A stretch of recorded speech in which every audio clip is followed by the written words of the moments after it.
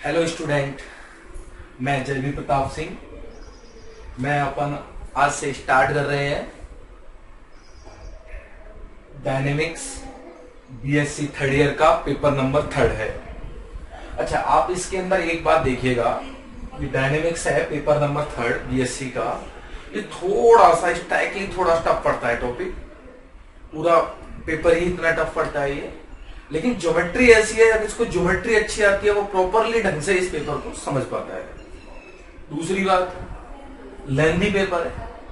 Lengthy का मतलब ये है कि 2 बुक है इसके अंदर, और दोनों ही बुक क्या है इस पेपर के अंदर लेंथी बुक है। अप्रोक्सीमेटली जब टाइम लगता है अपन को पढ़ाने में, तो आप समझिएगा कि 3.5 से 4 महीने प्रॉपरली इसमें वर्क होता है। अच्छा, उसके बाद आप एक और बात देखिएगा इसमें कि जो डायनेमिक्स है, इसको जैसे अब अपन ने स्टार्ट कर दिया, तो अपन ने जैसे आज स्टार्ट किया है अपन ने, तो आप यकीन मानिए कि जब स्टार्ट किया तो इसी बैच में अपन क्या करेंगे, इसे दी एंड मारेंगे। ऐसा नहीं होगा कि ऑफलाइन क्लासेज स्टार्ट हुई और अपन ने ऑनलाइन का सिस्टम खत्म कर दिया, ऐसा बिल्कुल नहीं होगा। तो आपको इसी बैच के अंदर ऑनलाइन क्लासों के अंदर कंप्लीटली अपन वर्क पूरा करा देंगे, इसके सिलेबस कंप्लीटली डन करा देंगे। अच्छा, तो एंट्री करते हैं इसके अंदर। देखिएगा अपने पास एक बार, तो स्टार्टिंग में जो इसकी जो डेफिनेशंस आती है वो आती है मैकेनिक्स की, कि भैया मैकेनिक्स क्या चीज होती है। हिंदी में बोलते हैं इसे यांत्रिकी। यांत्रिकी। अब यांत्रिकी के अंदर क्या किया जाता है, बलों तथा इसके प्रभावों का अध्ययन किसके अंदर करते हैं, यांत्रिकी के अंदर। मतलब किसी बॉडी पर क्या बल लगे, क्या उनसे इफेक्ट्स उत्पन्न हुए, उनकी स्टडी किसके अंदर की जाती है, मैकेनिक्स के अंदर की जाती है। मतलब फोर्स लगे, क्या इफेक्ट्स उत्पन्न हुए, उनकी स्टडी किसके अंदर की जाती है, डायनेमिक्स के अंदर। तो इसकी डेफिनेशन देखिएगा, डेफिनेशंस के अंदर, it is a branch of science, it is a branch of science in which we study of forces and their effects.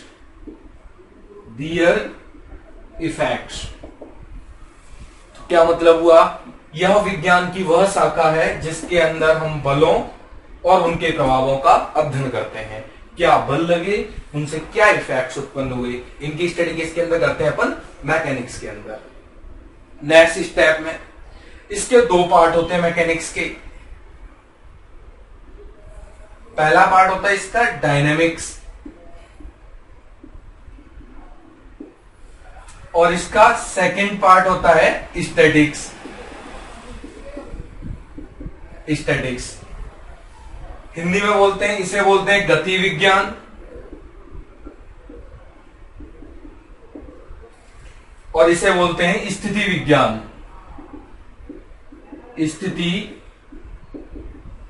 विज्ञान होता क्या है दोनों के अंदर, तो वो फोर्स, बलों और उसके प्रभावों का अध्ययन तो किया ही जाएगा दोनों के अंदर, बट इसमें क्या किया जाता है, ऑलवेज मूविंग पोजीशन में स्टडी की जाती है, और इसमें हमेशा रेस्ट पोजीशन में स्टडी की जाती है। तो अपन क्या लिखेंगे यहां से, study in moving position. Moving position के अंदर स्टडी की जाती है, और इसके अंदर स्टडी इन रेस्ट पोजीशन, तो इसमें रेस्ट पोजीशन के अंदर स्टडी की जाती है।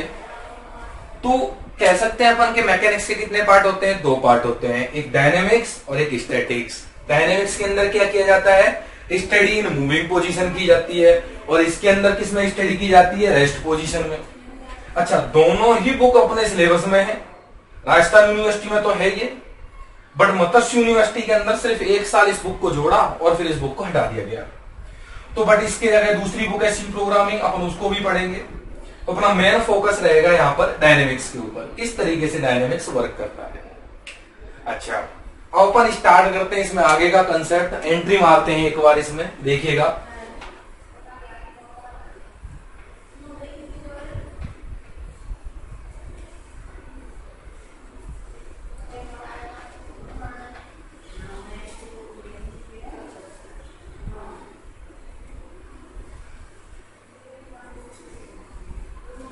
इसके अंदर आप देखिएगा जो एक सिस्टम आता है polar system, polar system Hindi में बोलते हैं इसे ध्रुवीय रूप, ध्रुवीय रूप। अब इसके अंदर क्या होता है, तो इसके अंदर क्या होता है, अच्छा तो जैसे मान लीजिए अपन ने कार्टेशियन कोऑर्डिनेट सिस्टम पढ़ा है, ये एक्स एक्सिस, ये वाई एक्सिस, ये मूल बिंदु। इसमें मान लिया कोई पॉइंट P है जिसके कोऑर्डिनेट x, y है, और x, y देखते के साथ ही यहां से लेके यहां तक की डिस्टेंस है x, और ये डिस्टेंस क्या होती है अपने पास, दिस डिस्टेंस इज y। अच्छा, पोलर कोऑर्डिनेट सिस्टम के अंदर इसी पॉइंट के कोऑर्डिनेट अपन रिप्रेजेंट करते हैं पी आर कोमा थीटा से। किससे रिप्रेजेंट करते हैं, पी आर कोमा थीटा से। अब आर क्या होता है, ओ से पी तक की डिस्टेंस कितनी होती है, आर होती है, और थीटा क्या होता है, एक्स एक्सिस से बनाया गया angle, this angle is theta होता है। अब बढ़ते हैं आगे, x इक्वल टू एक्स एरा, वाई एरा, आर और थीटा ये आ गया। अब इनमें रिलेशनशिप आती है कि भैया पोलर कोऑर्डिनेट सिस्टम में रिलेशनशिप क्या होती है। तो आप देखिएगा इन ट्राइंगल, इन ट्राइंगल इसको एम पॉइंट दे देता हूं, O M P, O M P के अंदर देखिएगा अगर मैं साइन थीटा का फॉर्मूला लिखूं, ये समकोण त्रिभुज हो गया, साइन थीटा बराबर क्या होगा, लंब बटे कर्ण, that means y upon R. इसका मीनिंग y इक्वल टू कितना हो गया यहां से, this is R sine theta, तो ये y की वैल्यू निकल के आ गई मेरे पास। सिमिलरली अगर इसमें cos थीटा का फॉर्मूला लिखूं, cos थीटा इक्वल टू ये होता है मेरे पास x upon r, x upon r, तो यहां से x की वैल्यू कितनी हो जाएगी, this is r cos theta हो जाएगी मेरे पास। ये वैल्यू किसकी हो जाएगी, x की, दैट्स गिविंग नंबर 2। और आगे बढ़ते हैं। अब जैसे और रिलेशन निकालने के लिए मैं इसको एक बार मिटा देता हूं चित्र को। जब मैं इसे मिटा देता हूं तो अब आप आगे देखिएगा, मैं एक वर्क करता हूं कि 1 का स्क्वायर एंड 2 का स्क्वायर, 1 का स्क्वायर कर दिया एंड ऐड कर दिया 2 का स्क्वायर, देखिएगा क्या रिजल्ट आ रहा है। तो here y square plus x square, y square plus x square equal to, देखो r square sine square theta, r square cos square theta, r square common आ गया, तो वहां क्या हो गया आर स्क्वायर, और sine square cos square theta का वहां कितना हो जाता है, 1 हो जाता है। यहां से आर की वैल्यू कितने निकल के आती है, under root of x square plus y square. But r यहां डिस्टेंस होने की वजह से ओनली अपन ने पॉजिटिव साइन लिया, आता पॉजिटिव नेगेटिव है, then we take a positive sign, क्योंकि यह एक डिस्टेंस होती है आर। तो एक ये भी मेरे पास फॉर्मूला आ गया, गिविंग नंबर 3। आल्सो मैं एक काम कर सकता हूं, 1 इक्वेशन में डिवाइड मार देता हूं 2 इक्वेशन का, तो देखिए क्या रिजल्ट आ रहा है।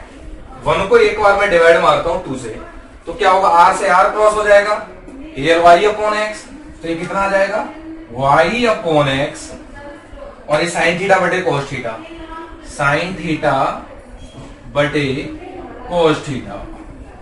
अगले स्टेप में y अपॉन एक्स की वैल्यू कितनी आ गई, टेन थीटा, और यहां से थीटा निकल के क्या आ जाएगा, theta equal to this is tan inverse y upon x.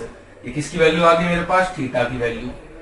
आप याद रखें डायनेमिक्स के अंदर ये प्रॉपर सिस्टम है, डायनेमिक्स के अंदर x इक्वल टू हमेशा r cos theta, y equal to हमेशा आर साइन थीटा। रट लो इस बात को कि x का मान आर कोस थीटा और y का मान आर साइन थीटा, और here r equal to √x² + y² and theta equal to tan inverse y upon x होता है।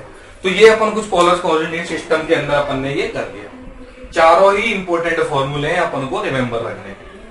और बढ़ते हैं आगे जी, इसी सिस्टम के अंदर और बढ़ते हैं आगे।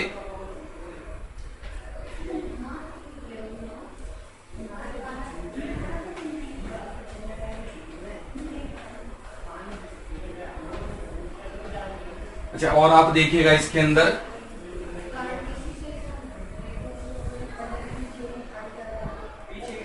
अब जैसे ये मेरे पास कोई कोऑर्डिनेट सिस्टम है, ये एक्स एक्सिस, ये ओरिजिन, ये वाई एक्सिस। मान लीजिए कोई ये वक्र है, इस पर कोई एक पॉइंट है, ये that point is PR, theta. तो इस एक्सिस का एक नाम होता है, यहां पर आप ऑलवेज रिमेंबर रखें, इसे बोलते हैं प्रारंभिक रेखा। प्रारंभिक रेखा, और इंग्लिश में बोलते हैं इसे इनिशियल लाइन। इनिशियल लाइन, ये क्या होता है अपने पास? प्रारंभिक रेखा, इनिशियल लाइन। और PR, थीटा देखते साथ ही O से P की डिस्टेंस कितनी होती है? R होती है। एंड घुमा गया एंगल कितना होता है? ये दिस एंगल इज थीटा होता है। अब क्या करते हैं, इस OP को थोड़ा बढ़ा देते हैं। OP की जो बढ़ती हुई ये लाइन होती है, इस लाइन का नाम होता है, इसे बोलते हैं अपन ध्रुवांतर रेखा। ध्रुवांतर रेखा, इंग्लिश में बोलते हैं इसे पोलर लाइन। Polar line. अच्छा, इस P पॉइंट पर अपन ने एक स्पर्श रेखा खींची। P पॉइंट पर अपन ने क्या खींची? एक स्पर्श रेखा खींची। इसको क्या खींची? स्पर्श रेखा। इसका नाम क्या होता है? Tangent line. टेंजेंट लाइन, स्पर्श रेखा, स्पर्श रेखा। ठीक है, तो ये प्रारंभिक रेखा, ये ध्रुवांतर रेखा और ये स्पर्श रेखा अपने पास। अच्छा, स्पर्श रेखा एक्स एक्सिस के साथ जो एंगल बनाती है, ये एंगल हमेशा फिक्स होता है, ये अपन को रिमेंबर भी होना चाहिए। ये एंगल हमेशा साई होता है। और ध्रुवांतर रेखा स्पर्श रेखा के साथ जो कोण बनाती है, ये एंगल भी हमेशा फिक्स होता है। और इस एंगल का नाम होता है फाई। क्या नाम होता है इस एंगल का? फाई। और इस त्रिभुज OMP, इसका नाम दे दिया मैंने M। तो OMP के अंदर इन ट्राइंगल OMP के अंदर बहिष्कोण का मान अंतराभिमुख कोणों के योग के बराबर होता है। थ्योरम होती है 10th क्लास की, किसी त्रिभुज में बहिष्कोण का मान अंतराभिमुख कोणों के योग के बराबर होता है। इसका मतलब आप साई इक्वल टू यहां क्या लिख सकते हो? Theta plus phi. Psi equal to कितना हो जाएगा? थीटा प्लस फाई हो जाएगा। ये नंबर 1 रिजल्ट। सेकंड पर बात चलते हैं अपन। अब मूल बिंदु से स्पर्श रेखा पर एक लंब डालते हैं, और इस लंब की लंबाई भी हमेशा फिक्स होती है, और ये लंबाई हमेशा होती है स्मॉल p। क्या लेंथ होती है इसकी? स्मॉल p लेंथ होती है इसकी। अच्छा, जस्ट 1 सेकेंड।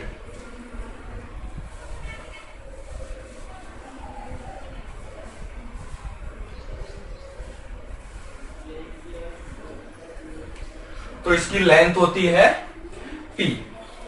क्या डाला अपन ने? जैसे PN हो गया, ये एंगल कितना हो गया? 90 डिग्री। ये एंगल कितना हो गया? 90 डिग्री। अच्छा, तो इन ट्राइंगल, अब ट्राइंगल की बात करूं, ONP के अंदर आप देखिएगा, ये 90 समकोण त्रिभुज है। ये इसमें अगर मैं साइन फाई का फॉर्मूला लिखूं तो क्या होता है? लंब बटे कर्ण। थीटा के सामने वाली भुजा लंब P, और कर्ण कितना होता है? R। तो यहां से P की वैल्यू क्या निकल के आती है? P equal to R sine phi. P की वैल्यू क्या निकल के आती है यहां से? P equal to R sine phi. अच्छा, ये दो फॉर्मूले तो अपन को रिमेंबर रखने ही चाहिए कि साई का मान theta plus phi and P equal to R sine phi. एक तीसरा फॉर्मूला होता है जिसको अपन ओनली रिमेंबर रखेंगे, इसका रिजल्ट प्रूफ अपन नहीं करेंगे। प्रूफ कहां पर है इसका? बीएससी फर्स्ट ईयर की बुक के अंदर अपन को इसका प्रूफ मिल जाएगा। तो क्या फॉर्मूला होता है इसका, जैसे tan phi equal to r d theta by d r, tan phi equal to r d theta by d r. Very very important result है ये, आगे काम आएंगे ये रिजल्ट्स कि tan phi equal to r d theta by d r and p equal to r sine phi. बाकी अपन कल एंटरिंग मारेंगे अपन डायनेमिक्स की यूनिट नंबर 1 के अंदर, और वहां अपन देखेंगे किस तरीके से यूनिट नंबर 1 की प्रोसेसिंग होती है। Thank you.